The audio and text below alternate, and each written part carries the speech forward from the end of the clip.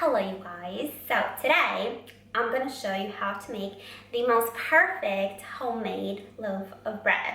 I figured this would be perfect with the holidays coming up, but there really isn't a specific time to make bread, obviously. Now, I know a lot of people are intimidated by making bread. They think it's hard to make, they think it's time consuming. It's really not, guys. Yes, you'll have to wait for the dough to rise, but besides that, the dough itself takes like 5 minutes to make. You're then going to put it in the fridge, let it rise for 24 hours, go along with your day, and the day after, you're just going to stick it into the oven. So technically, it's one of the quickest, most simple recipes you'll ever make. And there's nothing better, guys, than homemade bread. So let's get started and let's make it.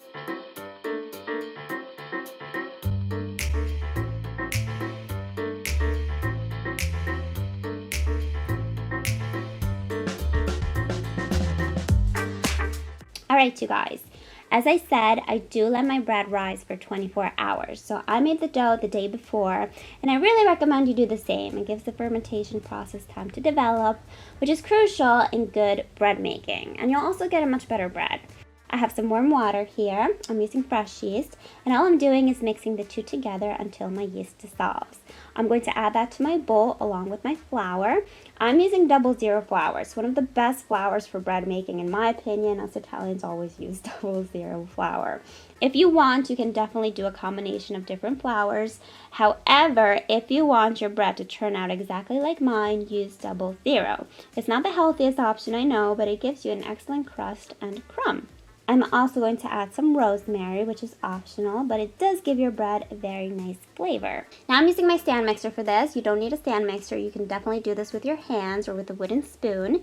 You're going to mix this for a good 5-10 minutes. You really want that gluten to develop. Remember to add your salt afterwards. Don't add it directly onto your yeast or it will interfere with the rise. So always add it while your dough is mixing. You're going to put your dough into a greased bowl. Use extra virgin olive oil to grease your bowl. Coat your entire dough completely.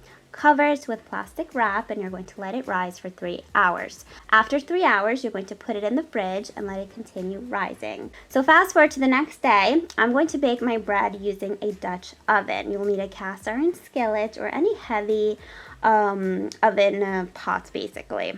What this does, it creates steam and moisture, which is also essential in good bread making. If you don't have one, it's okay. You can bake your bread directly in the oven. Just be sure to introduce some moisture with water. You're going to preheat your oven at 250 degrees Celsius with your pot inside so it gets really hot.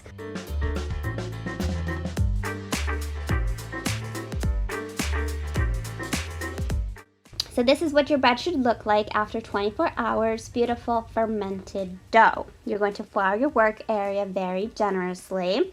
Now this is where I want you to really pay attention. Don't knead this, don't touch this. Well, obviously you're gonna have to touch it, but touch it as little as you can. All you're going to do is fold this over a few times using a dough scraper. Do not put too much pressure on your dough, just be very gentle.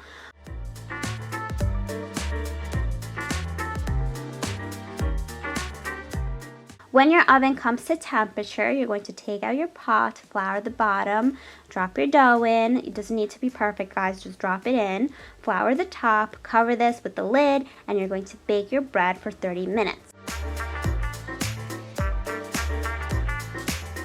After 30 minutes, take the lid off and continue baking for another 25 minutes.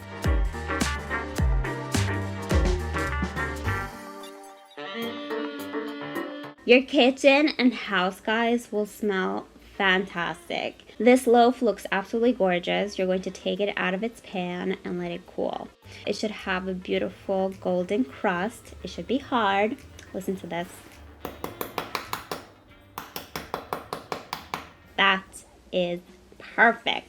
When you slice into it, you'll see big air pockets. It means your dough has risen beautifully.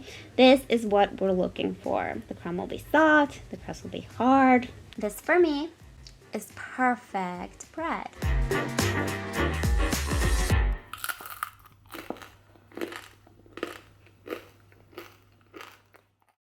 I hope you guys enjoyed this video. I really hope you guys will try this bread recipe.